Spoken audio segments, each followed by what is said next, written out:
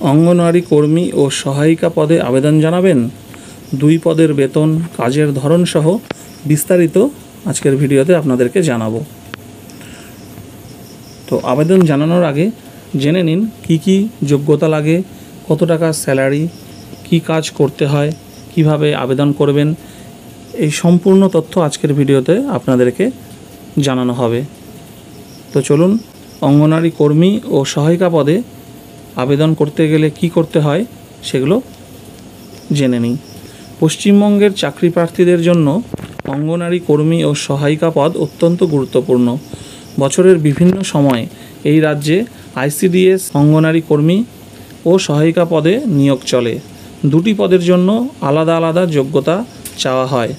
অঙ্গনওয়াড়ি কর্মীদের যোগ্যতা বেশি আর সহায়িকা পদে তুলনায় কম যোগ্যতা থাকলে আবেদন করা যায়। এখন প্রশ্ন হলো 2টি পদের কাজ কী রকম?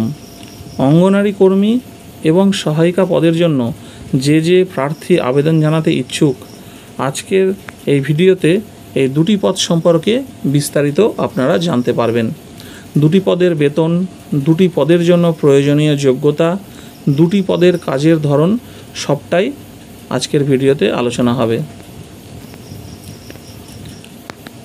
পশ্চিমবঙ্গের চাকরি প্রার্থীরা যারা জীবনে প্রতিষ্ঠিত হতে চান, তারা চাকরির খোঁজে নিরন্তর চেষ্টা করতে থাকেন। পশ্চিমবঙ্গের চাকরির সুযোগ অনেকটাই কম বলে প্রার্থীরা অসন্তুষ্ট হন।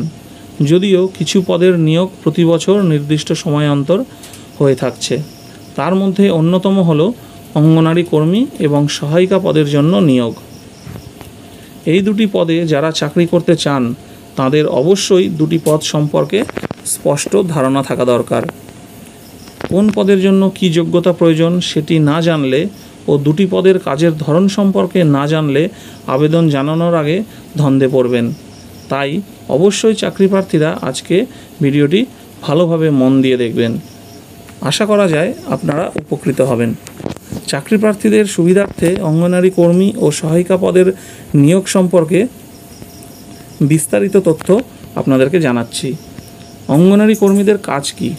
পশ্চিমবঙ্গের নিয়োগ প্রক্রিয়ায় অঙ্গনওয়াড়ি কর্মী পদে চাকরি পাওয়ার জন্য অনেকেই অপেক্ষা করে থাকেন। বাড়ির কাছে ভালো চাকরির মধ্যে এই পদের চাকরি অন্যতম গুরুত্বপূর্ণ। চাকরি প্রার্থীদের মধ্যেই স্বাভাবিকভাবেই একটা আগ্রহের সৃষ্টি হয়। এখন প্রশ্ন হলো অঙ্গনওয়াড়ি কর্মীদের কাজ কী? আপনি যদি অঙ্গনওয়াড়ি কর্মী পদে চাকরি করেন তাহলে আপনাকে কি করতে হবে? আসলে এই পদের প্রধান কাজ গ্রামীণ শিশু সাহায্য কেন্দ্রের অন্তর্ভুক্ত ইন্টিগ্রেটেড চাইল্ড ডেভেলপমেন্ট সার্ভিস মানে আইসিডিএসের অধীনস্থ যে শিশুরা আছেন তাদের পর্যাপ্ত ও সঠিক মানের খাদ্য সরবরাহ করা। এর পাশাপাশি তাদের উন্নত মানের জলের সরবরাহ করা, তাদের স্যানিটেশনের দিকটা দেখভাল করা, শিশুদের সঠিক বয়সে টিকাকরণের ব্যবস্থা করা, টিকাকরণ সংক্রান্ত দিকটি দেখভাল করা ইত্যাদি।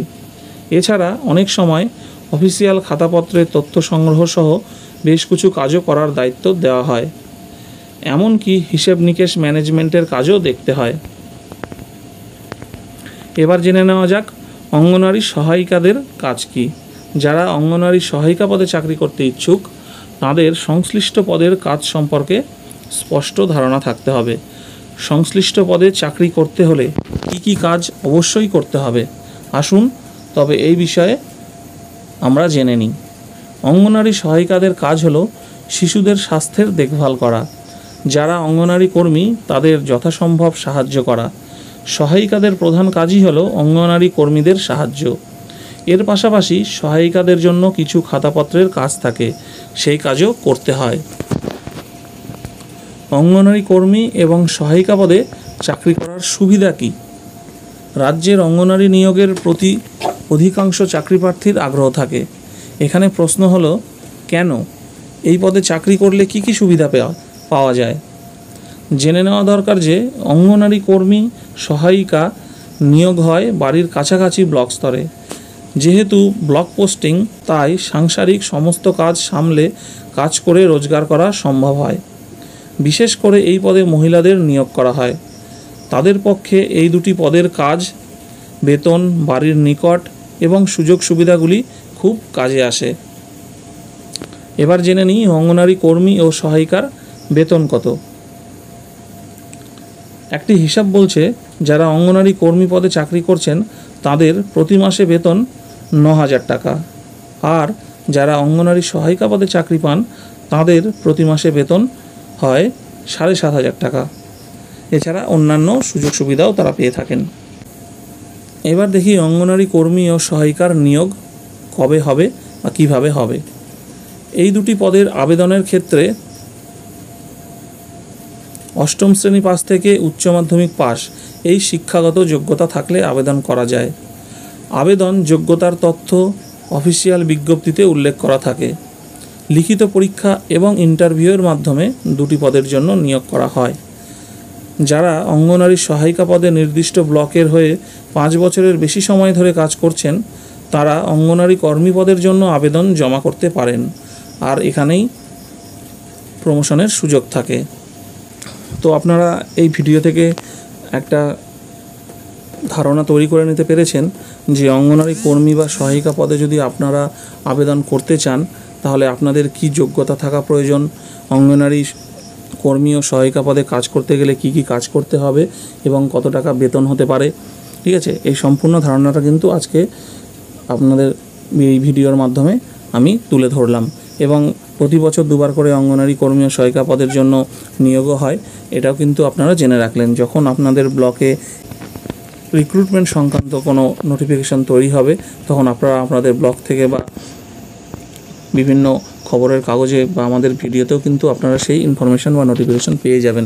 তার জন্য অবশ্যই কী করবেন, আমাদের চ্যানেলটিকে সাবস্ক্রাইব করে রাখবেন, যাতে যখনই অঙ্গনারী কর্মীর নিয়োগ সংক্রান্ত কোনো তথ্য বা নোটিফিকেশান আসবে তখন আমরা সেই সংক্রান্ত ভিডিও যখন পোস্ট করব আপনারা কিন্তু তখনই জানতে পেরে যাবেন।